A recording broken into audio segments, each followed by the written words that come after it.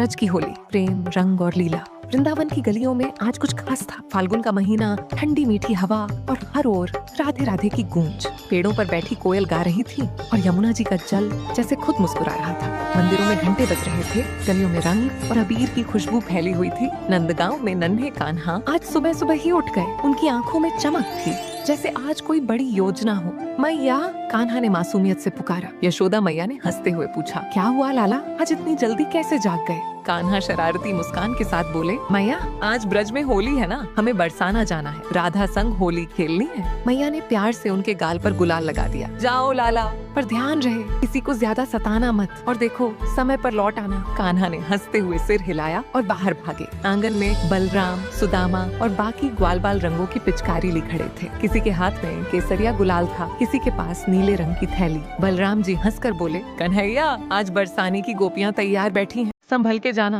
कान्हा ने आंख मारते हुए कहा, दाऊ, आज तो राधा को ऐसा रंगेंगे कि पहचान में ही ना आए। ग्वाल बाल ठाका मारकर हंस पड़े और सब बरसाने की ओर चल पड़े। बरसाने में भी तैयारियां जोरों पर थी। राधा अपनी सखियों ललिता और विशाखा के साथ रंग और फूल सजा रही थी। किसी ने गुलाब की पंखुड़ियां बटोरी थी तो किसी ने टेसू के फूलों से रंग बनाया था। ललिता ने हंसकर कहा, राधे, आज कान्हा जरूर कोई शरारत करेंगे। राधा जी मुस्कुराई, तो क्या हुआ, आज हम भी पीछे नहीं हटेंगे। प्रेम की होली है, इसमें जीत हार कैसी। तभी दूर से बांसुरी की मधुर तान सुनाई दी। वो तान जिसे सुनकर वृंदावन की हवा भी ठहर जाती थी। राधा जी के अधरों पर हल्की मुस्कान आ गए हमारे श्याम। कान्हा और ग्वाल बाल जैसे ही बरसाने पहुँचे, गोपियों ने रास्ता रोक लिया। रुको कन्हैया, विशाखा बोली, पहले कर लगाओ तभी अंदर आओगे। कान्हा हंस पड़े, अरे सखियों, हम तो प्रेम का रंग लाए हैं, कोई कर वसूली नहीं देंगे। इतना कहते ही कान्हा ने पिचकारी से गुलाल की धार राधा जी की ओर छोड़ी। लाल गुलाल की बौछार जैसे पूरे आकाश को रंग गई। राधा जी भी कहाँ पीछे रहने वाली थी। उन्होंने फूलों की वर्षा कर दी। गुलाब और कचनार की पंखुड़ियां कान्हा पर बरसने लगी। चारों ओर होली है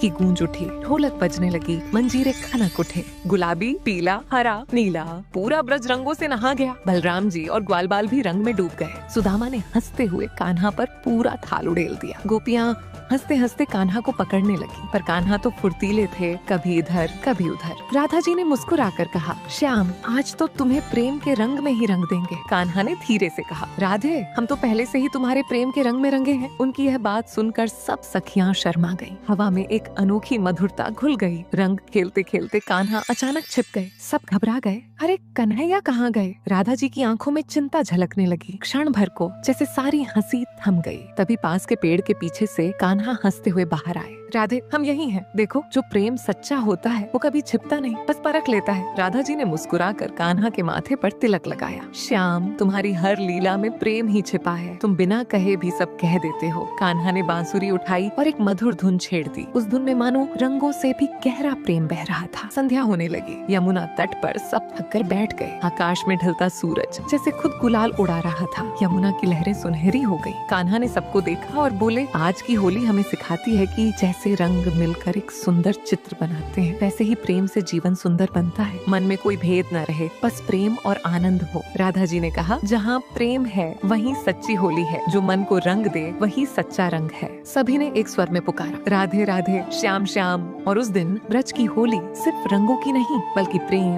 भक्ति और एकता की होली बन गई। वह होली आज भी वृंदावन की हवाओं में बसती है। जब भी कोई राधे श्याम कहता है, वही रंग फिर से खिल उठते हैं। आपको वीडियो पसंद आया तो लाइक जरूर करना, और आप सभी को होली मुबारक।